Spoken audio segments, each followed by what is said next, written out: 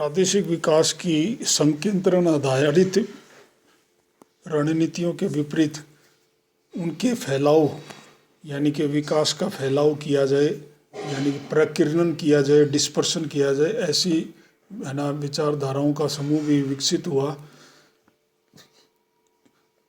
और केंद्रण आधारित रणनीतियों की जो कमियां उनके चलते ये नई विचारधारा शुरू हुई। माना जा सकता है कि क्षेत्रीय नियोजन का लक्ष्य मानवीय गतिविधियों का विकेंद्रीकृत वितरण ही है। नियोजन इसलिए करते हैं कि सभी प्रदेशों का विकास हो। विकास ध्रुवों की स्थापना से केंद्रीकृत विकास ही हो पाता है। हमारा लक्ष्य किसी प्रदेश की आवश्यकताओं के अनुसार कई छोटे बड़े विकास ध्रुवों का विकास करना होना चाहिए, जो कि समान रूप से पूरे क्षेत्र में वितरित होंगे और इससे पूरा क्षेत्र का ही विकास हो जाएगा। तो इस प्रकार की जो विचारधारा है वो प्रकीर्णित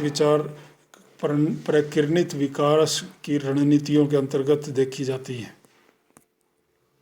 इनमें जो सर्वप्रथम अवधारणा आई वो जॉनसन की मंडी नगर की थी, मार्केट टाउन्स की। ग्रामीण विकास केंद्रों के रूप में मंडी नगरों को स्थापना करना। E.H. जॉनसन मुख्यतः वे आर्थिक इतिहासकार था। उन्होंने कहा कि देश में एकल बड़े नगर के होने से विकास में बाधा होती है और गांवों छोटे नगरों में विशाल नगरों की ओर बढ़ता प्रवास भारी आर्थिक सामाजिक आर्थिक लागत है ना प्रस्तुत करता है। वो नगरीकरण को बुरा नहीं मानते क्योंकि वहाँ पैमाने की बचत होने के कारण नगर अधिक आर्थिक दक्षता रखते हैं। इसलिए वो नगरों के ऐसे पदानुक्रम का पक्ष लेते हैं जिसमें छोटे नगरों से मध्यम आकार के शहर तथा एक आधा राष्ट्रीय महानगर हो, परंतु यह कार्य नगरीय पदानुक्रम के शीर्ष से न होकर नीचे से लिया जाए कि हर एक प्रदेश में छोटे छोटे नगर स्थापित हों, फिर उनमें कुछ बड़े और फिर उससे और बड़े नगरों का पदानुक्रम हो तो संपूर्ण देश का विकास हो सके।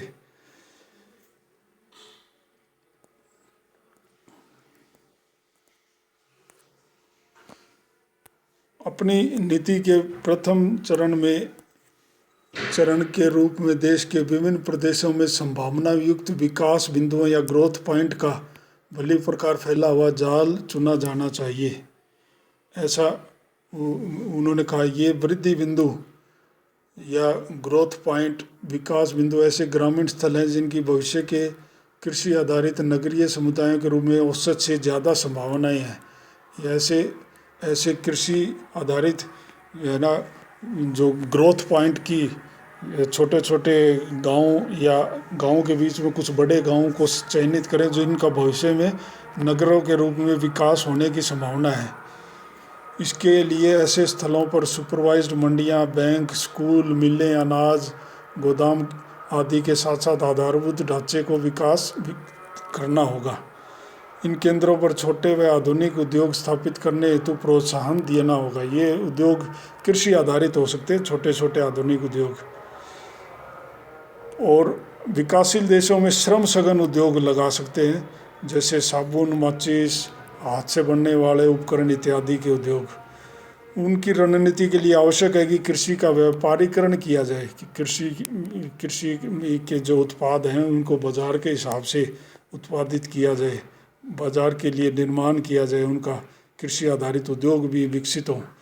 कृषि में प्रयुक्त वस्तुओं की खरीद तथा कृषि उत्पादन में वृद्धि इस व्यापारीकरण के परिचायक है। उनकी अवधारणा की दो मुख्य समस्या हैं, छोटे कृषकों का व्यापारीकरण कैसे किया जाए और अधिकांश विकासशील देशों में संसाधन की कमी के कारण आधारभूत ग्रामीण ढांचे में कैसे निवेश किया जाए, पैसे की कमी रहती है। इनके बावजूद जॉनसन मानते हैं कि प्रत्यक्ष ग्रामीण औद्योगिकरण की अपेक्षा उपरोक्त तरीका अधिक औद्योगिकरण के लाभ गांव तक पहुंचाने में सक्षम है, कि छोटे छोटे गांव ग्रामीण क्षेत्रों की अर्थव्यवस्था से जुड़े उद्योगों को विकसित करते हुए तो है ना एक अधिवास प्रारूप नीचे से ऊपर की ओर विकसित हो। ऐसी दूसरी प्रकीर्णन आधारित विकास रणनीति की दूसरी जो अवधारणा है वो एग्रोपॉलिटन डेवलपमेंट की है। एग्रो माने कृषि आधारित नगर, यानी कि कृषि से जुड़े नगर। यह अवधारणा फ्राइडमैन और डगलस ने 1978 में दी थी, ताकि विकासशील देशों में त्वरित औद्योगिकरण की रणनीति लोगों के जीवन स्तर को सुधारने में असफल जो रही है उसका निवारण किया जा सके। उन्होंने जो रणनीति दी उसके निम्नलिखित संघटक थे कि सफल राष्ट्रीय विकास की कसौटी असीमित सामान्यकृत इच्छाओं के स्थान पर सीमित विशिष्ट मानवीय आवश्यकताओं को मानना जाना चाहिए, है ना। मानव की आवश्यकताओं की पूर्ति पहले करें। दूसरा, कृषि की को अर्थव्यवस्था का अग्रणी क्षेत्र बना दें, यानी कि प्रणोदक सेक्टर बना दें। तीसरा, घरेलू खाद्य उत्पादन में आत्मनिर्भरता को प्राथमिकता दी जाए। चौथा, सामाजिक वर्गों, नगरीय व ग्रामीण वर्गों के मध्य आय और जीवन की दशाओं में विषमताओं को कम किया जाए। और पांचवा, देश के भीतर उपभोग हेतु श्रम आधारित उद्योगों में उत्पादन को बढ़ाने के लिए प्रयास किया जाना चाहिए। और अंत में उन्होंने कहा कि नियोजित औद्योगिक विकास की नीति को अपनाना चाहिए, जिसमें घरेलू बाजार हेतु लघु स्तरीय उत्पादन को बड़े पूंजी सघन उद्योगों की प्रतियोगिता से बचाना भी शामिल है। छोटे उद्योगों को बड़े उद्योग, है ना, बाजार में टिकने नहीं देते, तो उनको सुरक्षा भी दी जाए, ऐसा कहा। तो इस रणनीति को त्वरित ग्रामीण विकास की रणनीति कहा गया था। एग्रोपॉलिटन उपागम के प्रारंभिक रूप में निम्नलिखित को शामिल किया गया। देश में स्थानीय प्रशासन की इकाइयों यानी कि एग्रोपॉलिटन जिलों को बनाना, शक्तियों का विकेंद्रीकरण करना, और तीसरा, भूमि सुधार करके कृषकों को में जमीन यानी कृषि भूमि को बांटना, और चौथा, देश के विभिन्न प्रदेशों के समान विकास हेतु केंद्र की प्रतिबद्धता होना। एग्रोपॉलिटन विकास उपागम में उद्योगों के साथ साथ राजनीतिक प्रशासनिक विकेंद्रीकरण भी आवश्यक होना माना गया है, क्योंकि राजनीतिक प्रशासनिक विकेंद्रीकरण होगा तभी उसके पीछे आर्थिक विकेंद्रीकरण भी संभव हो पाएगा, ऐसा माना गया। एग्रोपॉलिटन विकास की अवधारणा एक ऐसे अधिवास पदानुक्रम की बात करती है जो समान प्रादेशिक विकास का आधार बनेगा। यह अधिवास तंत्र नीचे से ऊपर की ओर विकसित होगा, बॉटम अप, यानी कि ग्रामीण क्षेत्रों में छोटे छोटे गांवों को विकसित करके, है ना, कृषि आधारित नगर विकसित होंगे और पूरा उसका एक पदानुक्रम धीरे धीरे विकसित हो जाएगा और संपूर्ण, है ना, कृषि प्रदेश ग्रामीण क्षेत्रों को विकास के क्षेत्र में ले जाएगा। अधिवासियों की भूमिका स्थानीय कृषि उत्पादन हेतु सहायक तंत्र उपलब्ध कराने की रहेगी। अगर इस अवधारणा की कमियों को देखें तो पहला, एग्रोपॉलिटन विकास के उपागम में कुछ सकारात्मक बिंदु भी हैं, जैसे कई विकासशील देशों में अधिकांश निर्धन लोग कृषि में लगे हैं तथा औद्योगिकरण में सार्थक वृद्धि की संभावनाएं लघु व मध्यम अवधि में कम ही है।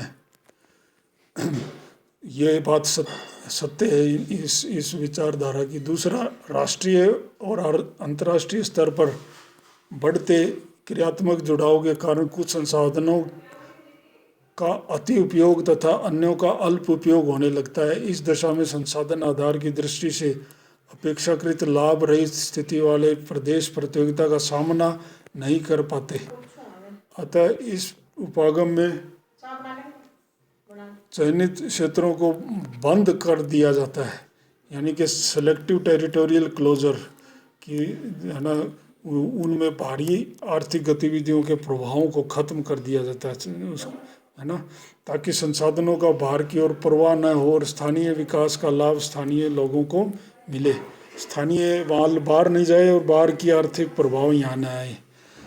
एग्रोपॉलिटन विकास रणनीति स्थानीय संसाधनों को आधार बनाकर ग्रास रूट यानी निचले स्तर से विकास की बात करती है, परंतु यह तर्क दिया गया है कि विकासशील देशों के वर्तमान महानगरों को समाप्त करना भी यथार्थहीन होगा। इसलिए कई विद्वानों ने बड़े उद्योगों वाले विकास ध्रुवों के साथ साथ छोटे उद्योगों एवं मूलभूत आवश्यकताओं की ओर उन्मुख परियोजनाओं से युक्त एग्रोपॉलिटन जिलों के सह अस्तित्व की बात कही है, यानी कि संकेंद्रण और प्रकीर्णन आधारित रणनीतियों को मिलाने की बात की जाने लगी।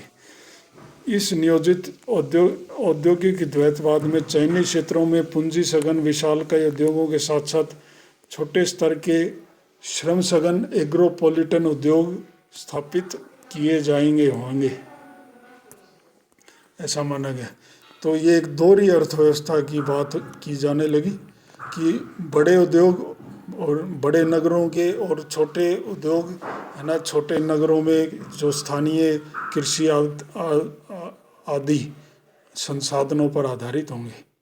अंत में हम संक्षेप में ये देखते हैं कि केंद्रीकृत और प्रकीर्णित जो प्रादेशिक विकास की रणनीतियों का तुलनात्मक थोड़ा सा स्वरूप देखते हैं। यह कहा जाता है कि न तो टॉप डाउन और न ही बॉटम अप, यानी कि केंद्रन आधारित और प्रकीर्णन आधारित उपागम ये पूर्णतया शुद्ध या पूरी तरह गलत है। दोनों में कमी है, दोनों में है ना कुछ विशेषताएं भी हैं। विकास ध्रुव जैसी केंद्रन आधारित रणनीति आंतरिक रूप से नकारात्मक नहीं मानी जाती है काफ़ी लोगों के द्वारा। कई दशाओं में इन नीतियों की असफलता इन उपागमों की आंतरिक कमजोरों की अपेक्षा इनके अनुपयुक्त और कल्पना रहित क्रियान्वयन से जुड़ी हुई मानी गई है। इनके सफल क्रियान्वयन हेतु आवश्यक है कि इनका प्रयोग सीमित और प्राप्य उद्देश्यों की प्राप्ति हेतु ही किया जाए। यह भी तर्क दिया जाता है कि नीचे से ऊपर यानी प्रकीर्णित विकास की रणनीति अधिकांश विकासशील देशों की राजनीतिक संरचना के कारण संभव नहीं है। ऐसी रणनीतियों के कारण आर्थिक विकास में उतना ही समय लग सकता है जितना कि टॉप डाउन रणनीतियों में, परंतु प्रकीर्णन आधारित बॉटम अप उपागम को पूर्णतः रिजेक्ट भी नहीं किया जा सकता है। अतः छोटी बस्तियों के कारण बॉटम अप विकास को प्रेरित किया जा सकता है। इसलिए आजकल कई विद्वान हैं जो भारत में भी, जैसे R.P. मिश्रा, K.V. सुंदरम, प्रकाश राव आदि ने आर्थिक गतिविधियों के विकेंद्रित केंद्रण के उद्देश्य की प्राप्ति हेतु की बात की है कि है ना, ये एक तरह से केंद्रण और प्रकीर्णन आधारित रणनीतियों का संयोजन है। यानी अलग अलग प्रदेशों में आर्थिक गतिविधियों का केंद्रण करना। तो ये इस प्रकार की उसकी अवधारणा थी। बहुत से छोटे और बड़े विकास ध्रुव स्थापित करने की उन्होंने सुझाव दिया।